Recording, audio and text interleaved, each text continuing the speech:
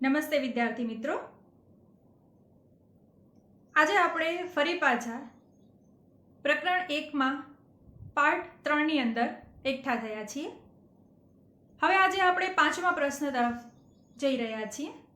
5મો પ્રશ્ન આપણી પાસે છે, આધુનિક ભારતનો ઇતિહાસ જાણવા માટે આધુનિક ઇતિહાસકારોનો ઐતિહાસિક પ્રદાન ચર્ચો. એટલે કે આપણે આની અંદર શું કરવાનું છે, શું લખવાનું છે, તો કે આધુનિક ભારતનો ઇતિહાસ જાણવા માટે જે આધુનિક ઇતિહાસકારો છે એણે કયું ઐતિહાસિક પ્રદાન આપણે કર્યું છે એ અંગેની ચર્ચા. 1857ના મહાવિદ્રોહ વિશે સૌ પ્રથમ સૈયદ અહમદે લખાણ કર્યું, જે આપણે અગાઉ જોઈ ગયા. તેમણે એ લખાણ ઈસવીસન 1859માં બનાવ બન્યા પછીના 2 વર્ષ બાદ પ્રસિદ્ધ કર્યું. વીર સાવરકરે ઈસવીસન 1857ના મહાવિદ્રોહ, ભારતનો પ્રથમ સ્વાતંત્ર્ય સંગ્રામ, જે પુસ્તકની જે ગ્રંથની આપણે આગળ વાત કરી ગયા એને એ નામ આપીને બિરદાવ્યો હતો અને એ જ શીર્ષકથી એમણે એ ગ્રંથ લખ્યો. ગુજરાતમાં 1857ના મહાવિદ્રોહ સંદર્ભે ડૉક્ટર R.K. ધારૈયાએ ખૂબ મહત્વનો સંશોધન ગ્રંથ 1857 એન્ડ ગુજરાત એ પણ પ્રસિદ્ધ કર્યો. હિન્દમાં તાજ શાસનને લગતા ગ્રંથો લખનાર આધુનિક ઇતિહાસકારોનું પ્રદાન નીચે પ્રમાણે છે. એટલે કે ભારતની અંદર તાજ શાસન એટલે કે બ્રિટિશોનું શાસન થયું એને લગતા જેણે ગ્રંથો લખ્યા છે, એટલે કે જે આધુનિક ઇતિહાસકારો છે એમણે જે આપણે પ્રદાન આપ્યું છે એ નીચે પ્રમાણે છે. પેલું, વિન્સન્ટ સ્મિથ, એણે કયું પુસ્તક લખ્યું છે તો કે ઓક્સફર્ડ હિસ્ટ્રી ઓફ ઇન્ડિયા. બીજું, P.I. રોબર્ટ્સ, એમણે ગ્રંથ લખ્યો છે history of British India. Number 3, Thompson and Garratt, એમણે ગ્રંથ લખ્યો છે rise and fulfilment of British rule in India.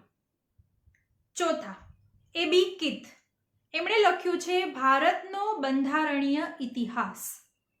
5મા છે જેને આપણે સૌ જાણીએ છીએ, જેનાથી આપણે માહિતગાર છીએ, દાદાભાઈ નવરોજી, એમણે લખ્યું છે poverty and British rule in India. છઠ્ઠા છે રોમેશ ચંદ્ર દત્ત, જેમણે લખ્યું છે ઇકોનોમિક્સ હિસ્ટ્રી ઓફ ઇન્ડિયા. ભારતના સ્વતંત્ર સંગ્રામ અંગે ઐતિહાસિક ગ્રંથો લખનાર આધુનિક ઇતિહાસકારો નીચે પ્રમાણે છે. એમાં પહેલા doctor Tarachand, freedom movement of India. બીજા છે પટ્ટાભી સીતારામૈયા, એમણે લખ્યું છે હિસ્ટ્રી ઓફ ઇન્ડિયન નેશનલ કોંગ્રેસની શ્રેણી, એટલે કે એના અલગ અલગ ભાગ આપણે ઉપલબ્ધ છે. Number 3, doctor R.C. મજમુદાર, એમણે ભારતીય વિદ્યાભવન મુંબઈથી પ્રકાશિત થયેલી ઇન્ડિયન હિસ્ટ્રી પરની શ્રેણી લખી છે.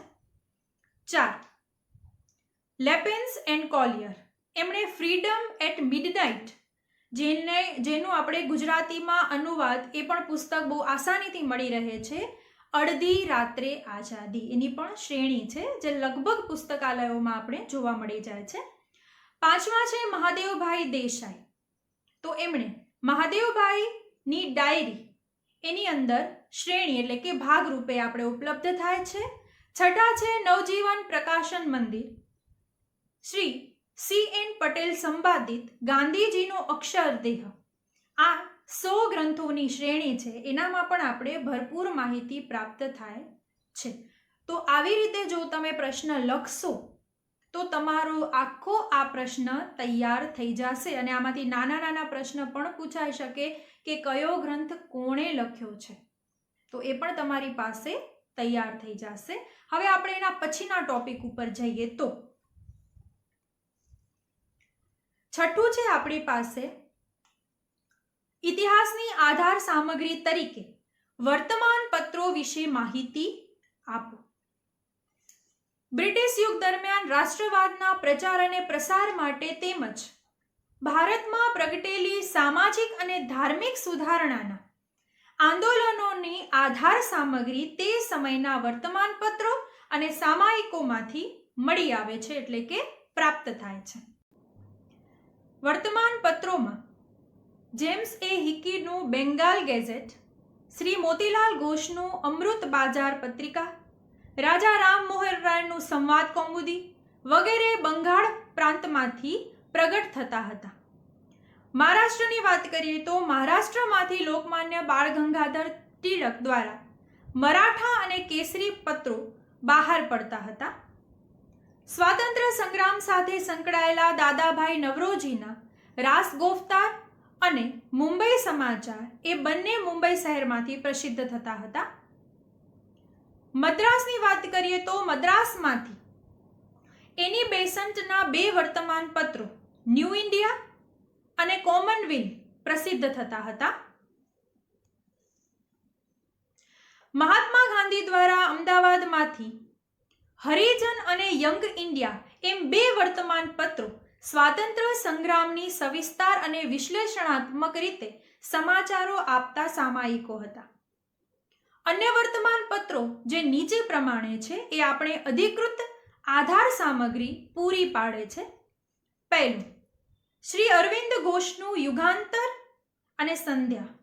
નંબર 2, શ્રી ઈશ્વરચંદ્ર વિદ્યાસાગરનું સોમપ્રકાશ. નંબર 3, શ્રી કેશવચંદ્ર સિંહનું સુરતી સમાચાર. નંબર 4, સ્વામી વિવેકાનંદનું પ્રબુદ્ધ ભારત. નંબર 5, શ્રી ભારતેન્દુ હરીશચંદ્રનું મેગેઝિન પત્રિકા હરીશચંદ્ર. નંબર 6, શ્રી મોતીલાલ નહેરુનું ઇન્ડિપેન્ડન્સ. નંબર 7, શ્રી મૌલાના આઝાદનું અલ-હિલાલ.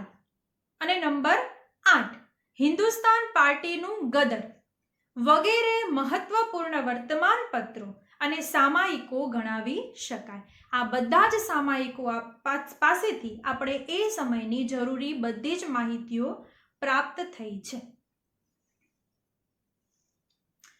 હવે આજે આપણે 2 ટોપિક બરાબર જાણી લીધા, એનાથી આપણે માહિતગાર પણ થઈ ગયા.